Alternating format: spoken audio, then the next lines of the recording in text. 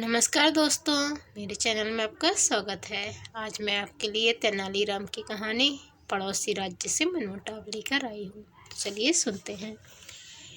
विजयनगर राज्य का अपने पड़ोसी राज्य से मनमुटाव चल रहा था। तेनालीराम के विरोधियों को तेनालीराम के खिलाफ राजा कृष्णदेव राय को भड़काने का यह बड़ा ही सुंदर अवसर जान पड़ा। एक दिन राजा कृष्णदेव राय अपने बगीचे में अकेले बैठे पड़ोसी राज्य की समस्या के बारे में ही सोच रहे थे कि तभी एक दरबारी उनके पास पहुंचा और बड़ी होशियारी से इधर उधर झांकता हुआ राजा के कान के पास मुंह ले जाकर बोला, महाराज कुछ सुना आपने? नहीं तो क्या हुआ? राजा चौंके। महाराज क्षमा करें, पहले जान बख्श देने का वचन दे तो कुछ कहूँ। जो भी कहना हो निसंकोच कहो, डरने की कोई बात नहीं है। राजा ने दरबारी को अभयदान देते हुए कहा। महाराज, तेनालीराम पड़ोसी राज्य से मिले हुए हैं। वे हमारे पड़ोसी राजा के साथ हमारे संबंध बिगाड़ना चाहते हैं।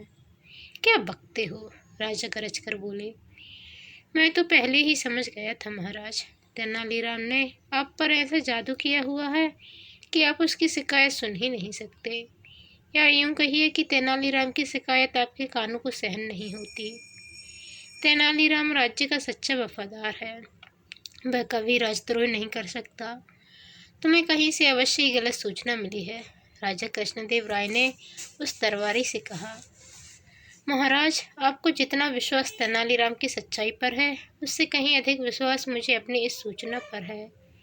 पूरी तरह जांच व परख करके ही मैंने आप तक यह सूचना पहुंचाई।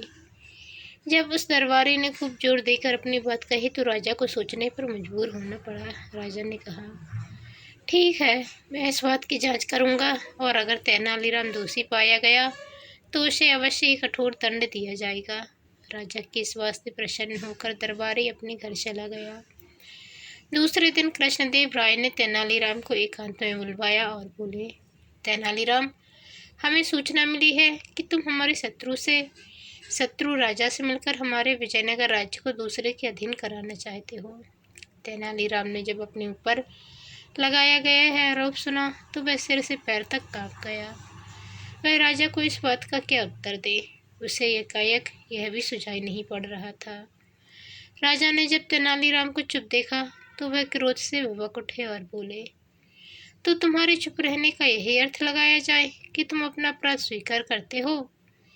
यह सुनकर तेनालीराम की आंखों में आंसू आ गए। वह बोला, महाराज की बात काटने का साहस ना तो मैंने अब तक किया है और ना ही कभी भविष्य में कर सकूंगा। राजा तो क्रोध से भरे हुए थे। तेनालीराम के इस उत्तर से वे और भी भड़क उठे।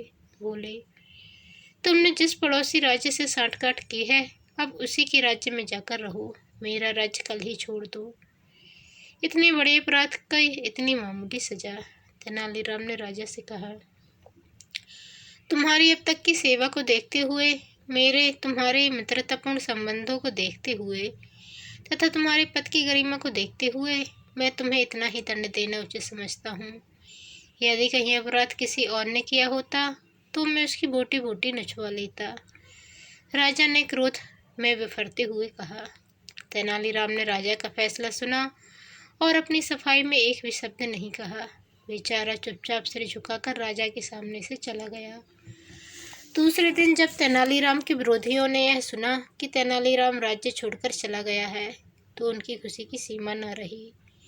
वह सब राजा पर अपना प्रभाव बढ़ाने के उपाय सोचने लगे और अपनी पदोन्नति के मंसूबे बांधने लगे। तेनालीराम विजयनगर राज्य के शत्रु राज्य की राजधानी पहुंचा और वहां के राजा से मिला। उसने उस राजा के गुणों का वर्णन छंदबद्ध करके उसे सुनाया। राजा अपनी प्रशंसा सुनकर खुशी से झूम उठा। उसने तेनालीराम से उसका परिचय पूछा। तेनालीराम ने अपना परिचय देते हुए कहा, मैं विजयनगर के राजा कृष्णदेव राय का निजी सचिव तेनालीराम हूँ। उस राजा ने तेनालीराम की बहुत प्रशंसा पहले ही सुन रखी थी, लेकिन तेनालीराम से भेंट का यह पहला अवसर था। उस राजा ने तेनालीराम का भरपूर स्वागत किया। तेनालीराम ने इस स्वागत के लिए राजा को धन्यवाद दिया। राजा बोला, तेनालीराम, राजा कृष्णदेव राय हमें अपना शत्रु मानते हैं, फिर भी तुम हमारे दरबार में निडर होकर कैसे चले आए? तुम तो राजा कृष्णदेव राय के निजी सचिव हो। यहाँ शत्रु के राज्य में तुम्हारा कोई भी अनिष्ट हो सकता है। राजा ने हालांकि सच कहा था, फिर भी तेनालीराम ने मुस्कुराकर कहा, राजन, आप विद्वान हैं, आपके पास अपार शक्ति है, आप सुयोग्य प्रशासक हैं और प्रजा की भलाई चाहने वाले हैं। बिल्कुल ऐसे ही गुण हमारे महाराज में भी हैं। वे आपको अपना शत्रु नहीं मित्र मानते हैं। आपकी इसी भ्रांति के निवारण के लिए महाराज ने मुझे आपके पास भेजा है। महाराज हमारे दुश्मन नहीं दोस्त हैं?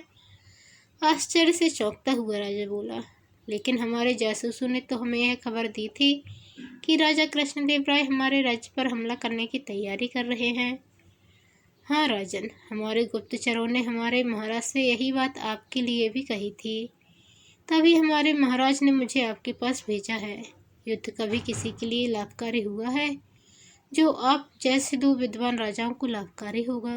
तेनालीराम ने कहा। उस राजा पर तेनालीराम की बातों का असर हुआ।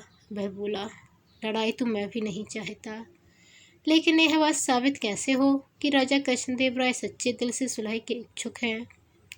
आप कल ही कुछ उपहार व संधि पत्र देकर अपना एक दूत विजयनगर भेज दें। उस दूत को मैं भी अपना एक पत्र दूंगा। यदि महाराज कृष्णदेव राय आपका उपहार स्वीकार कर लें तो मित्रता समझी जाए, और यदि वे उपहार लौटा दें तो आप मुझे जो चाहे दंड दे दें, लेकिन यह तो मेरी तरफ से सुलह का पैगाम हुआ, यह तो मेरी हेठी मानी जाएगी। राजा ने कहा, लेकिन संधि प्रस्ताव लेकर तो मैं स्वयं आपकी सेवा में उपस्थित हुआ हूँ। पहल तो हमारे राज्य की ओर से है। राजा की समझ में यह बात आ गई। उसने दूसरे ही दिन अपना एक विशेष दूत कुछ उपहार लेकर विजयनगर भेज दिया। उधर राजा कृष्णदेव राय को भी यह पता चल चुका था कि तेनालीराम बेकसूर है। उसके विरुद्ध दरबारियों ने आपस में मिलकर झूठी चाल चली थी। इधर जैसे ही शत्रु राजा का दूत बहुमूल्य उपहार लेकर राजा कृष्णदेव राय के पास पहुंचा तो राजा प्रसन्नता से भर उठे।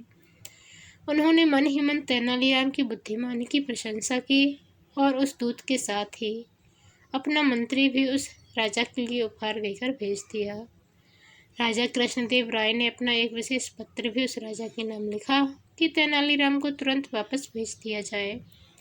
और जब तेनालीराम वापस विजयनगर पहुंचा तो राजा कृष्णदेव राय ने उसका विशेष स्वागत किया और उसे ढेरों पुरस्कार दिए। जिन दरबारियों ने तेनालीराम के विरुद्ध षड्यंत्र रचा था, वे दरबारी शर्म से पानी पानी हो गए। तो दोस्तों, आपको ये कहानी कैसी लगी कमेंट कर ज़रूर बताएं। चैनल पर नए आए हैं तो चैनल को सब्सक्राइब कर बेल आइकन को क्लिक कर लें। धन्यवाद। जय हिंद।